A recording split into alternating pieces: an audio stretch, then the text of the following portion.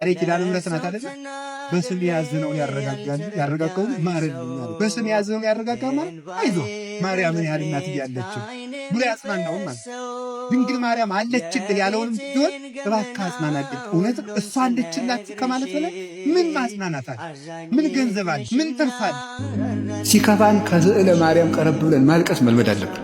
ኪዳነ ምሕረት ደጅ ሄዶ ያፈረ ማን ነው? ወገኖቼ አይ ኪዳነ የስንቱን ችግር እንዴት እንደምትፈታ አቤት እናለቅስባት ፈጥና ስትደርስ በቃ ኪዳነ ምሕረት ማለት አድርግልኝ ካልኳት ታረግልኛለች። ኪዳነ ምሕረት